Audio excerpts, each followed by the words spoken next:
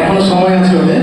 তো farewell, actually farewell মানে তো বিদায়, কিন্তু এখানে ফেয়ারওয়েল মানে হচ্ছে জাস্ট কলেজ প্রেমিসেস থেকে বাইরে বেরোনো, একটা বড় জগতে প্রবেশ করা। তোমরা যা শিখেছো 3 বছরে সেটা আগামী দিনে কত ভালোভাবে তোমরা সেটা ইমপ্লিমেন্ট করতে পারো।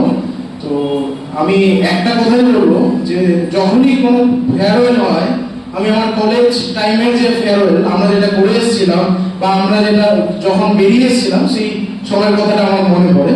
তো একটা ছোট্ট ঘটনা জাস্ট বলবো যে গত 1-2 মাস আগে আমি একটা ইউনিভার্সিটিতে গিয়েছিলাম।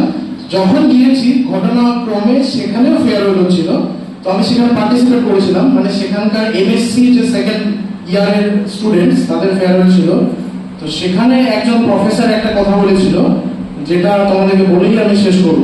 সেটা হচ্ছে আমরা সবাই শুনি বা জানি যে যখন কেউ ফেয়ারওয়েলে বক্তৃতা দেয় তখন একটা কথা বলে যে তোমরা নেক্সট জীবনে তোমরা যাতে তোমাদের গ্রাফ যাতে e⁻x হয়। কিন্তু আমি শুধু এখানে একটা কথা অ্যাড করব, সেটা হচ্ছে x যাতে পজিটিভ হয়। কারণ x যদি নেগেটিভ হয় তাহলে কিন্তু জিরোর দিকে যাবে, x যদি পজিটিভ হয় তাহলে তোমরা সাকসেসটা পাবে।